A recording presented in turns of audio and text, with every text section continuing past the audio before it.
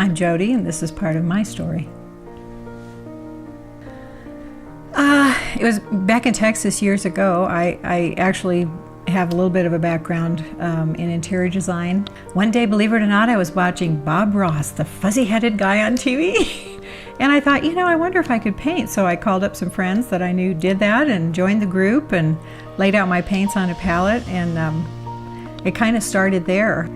But I prayed a lot. And in my studio I have a little sign that says ask, and to me that's Amazing Savior King. It's ask Him, what do you want me to do, Lord, with this work? I mean, I know that it's not meant to just hang in these four walls here.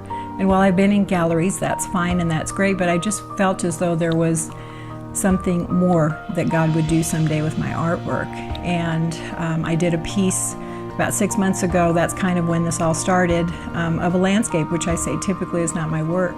But through the process of painting that landscape, God opened up all these doors and told a story through this landscape that was just amazing. It was the journey of grief, and it was, the plateau of this beautiful crested mountainside, walking down through the journey of grief and the trail.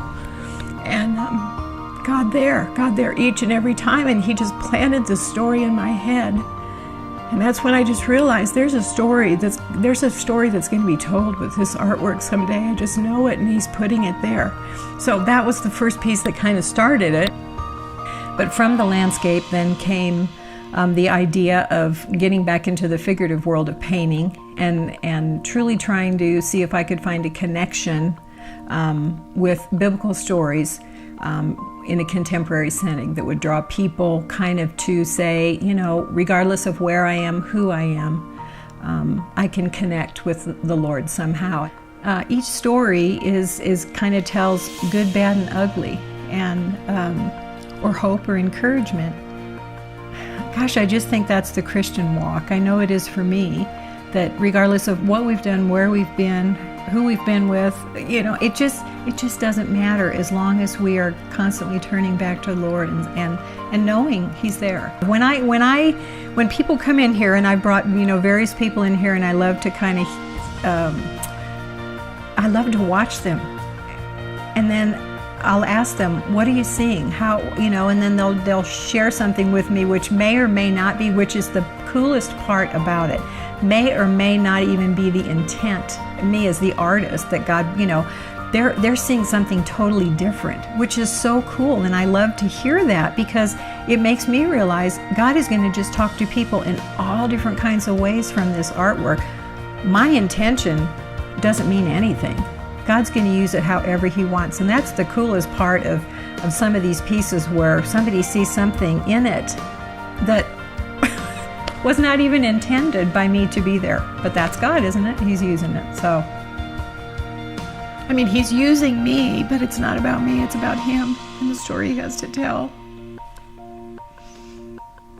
So I hope that's what I hope comes out, is that it's all about Him.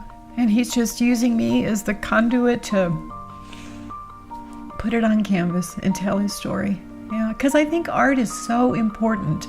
I think it's kind of lost a little bit, and I think there's a lot of, quite honestly, grotesque, ugly art today that is just evil in its way. And so when God started talking to me about this artwork, I said earlier, it's something about beauty. I want to make sure that there is beauty seen here that's created by the Lord and the stories that He has to tell.